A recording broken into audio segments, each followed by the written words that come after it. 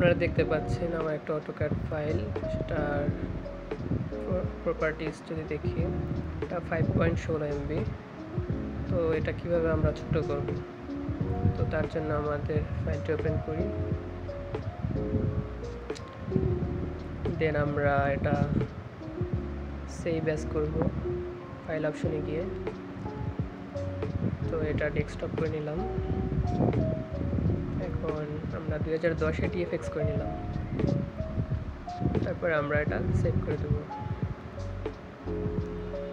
তো ফাইল থেকে বের হয়ে গেলাম, তো আমাদের নতুন একটা ফাইল ক্রিয়েট হলো। আর যে ফাইলটা ক্রিয়েট হয়েছে এটা DFX ফাইল, তো এটা একটু বেশি MB থাকবে। তো তারপর এটা আমরা ওপেন করব।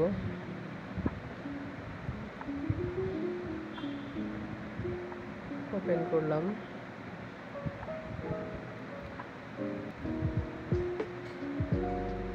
তারপর আমরা এটা পার্স করে নেব PU এন্টার দিয়ে, তারপর ক্লোজ করে দিলাম। তো আমরা একটা কমান্ড ইউজ করব AUDIT কমান্ড, তারপর Y প্রেস করে এন্টার প্রেস করে দেব।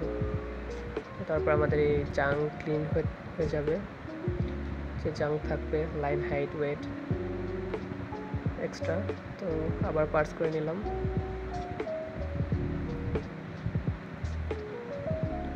পার্স হয়ে গেল, তারপর আমরা সেভ অ্যাজ করে দেব। আমি ডেস্কটপ সিলেক্ট করে এটা DWG 2010-এ সিলেক্ট করে দিচ্ছি, তারপর সেভ করে দেব।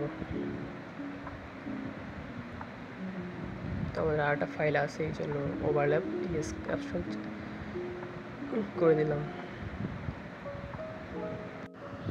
এরপরে আমরা DFX যে ফাইলটা ক্রিয়েট হয়েছিল ওটা আমরা ডিলিট করে দেব।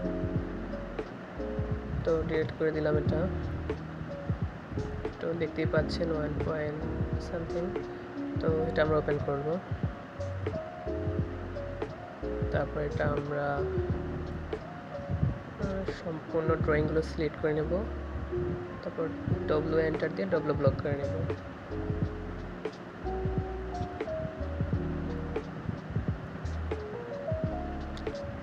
তো নিয়ে আবার করে নিলাম W এন্টার। তো W ব্লক করে আমি এটা যেহেতু ডেস্কটপে সিলেক্ট করে দেব, তো ডেস্কটপে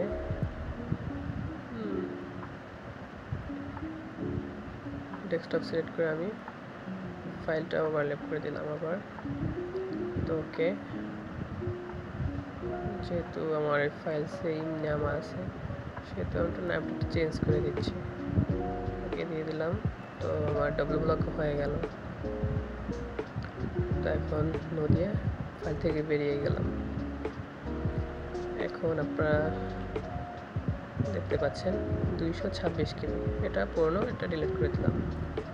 তো খুব সহজে হয়ে গেল আমাদের ফাইল সাইজ ছোট। দেখেন প্রপার্টিসতে যদি দেখাই 226 KB, সো ইটস ইজি।